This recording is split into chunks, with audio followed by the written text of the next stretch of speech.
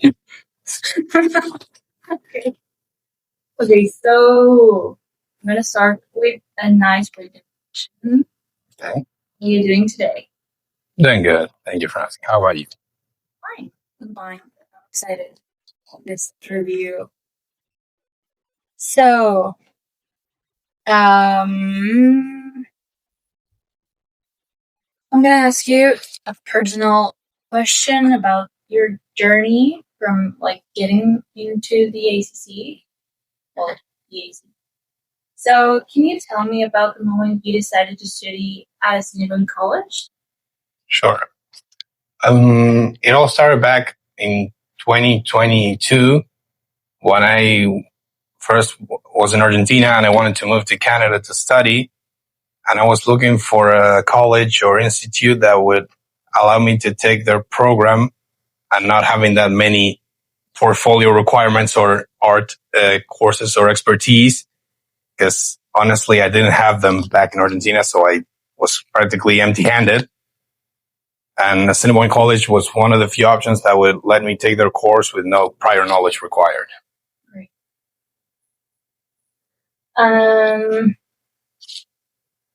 How have your personal background and life experiences influenced your artistic style and design work?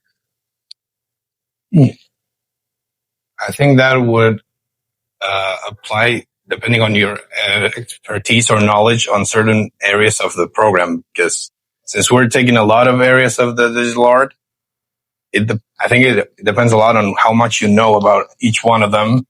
Because for some like 3D, you can have a large expertise or background on it, but for some others, you may not know anything. So you're just with only what the instructor teaches you. And then if you decide to do something else. But I think my background has helped me on certain areas because I've had certain courses related to certain topics, but for some others, I was practically empty-handed because I didn't know how to work with them. Okay. Another one would be if you could give advice to the version of yourself who was just starting this program, what would you say? I would probably tell him to embrace everything that is being taught to you because it's important to what we're taking, especially for the next month or next months that we'll be doing practicum. So I don't know where I'll end up going to work for. So it's important to take everything you can and then you decide on what to focus on for future expertise or for future areas of improvement. That's a great advice. Thanks. What is one challenge you faced during the program that changed your perspective on digital art, and what did it teach you about yourself as a creator? I think that something that was shocking at first was how much of the art form in like the basics of the art was unknown to me because like I said, I never had any art programs or courses before coming to Assiniboine. So some of the terms or words that we were using in our different classes were like, I don't know what this means. So I might as well just start doing some side learning on my own if I want to catch up to the class or to what the instructor is trying to teach. So that was something challenging, but at the same time, if you're really interested in what you're taking, you'll find the gap in your schedule to get involved in it. So, is there a specific industry where you would like to apply your design skills? Like, what niche interests you the most?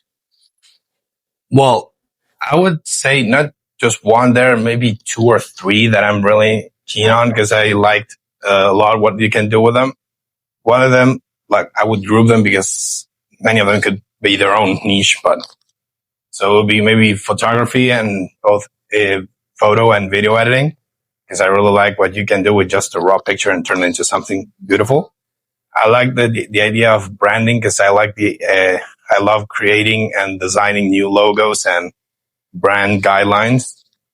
It's actually one of my last projects for the term is going to be about branding. So I'm really excited to start that. And maybe a third one would be printing because until now I didn't know how diverse and how broad printing was. I thought it was just, print on a A4 paper. That's it. But there's a lot of more layers to it. It's super deep, and it's like trying to learn all of that. It's amazing because you can get a lot of stuff done with printing, even though we think that we're taking digital programs that we won't need printing them often. But no, I was wrong. Like we use it a lot, especially on our branch or especially on our side of the business, let's say. And also, like, there are a lot of things involved. Yeah, especially for, let's say, elder audiences that still rely more on the physical objects than the digital products or prototypes. What is a dream project you would like to work on within the next 5 years? I think it would be not a specific project or like name you something, but it would be working on something that I know I can use all my strengths to it or devote all my strengths to it.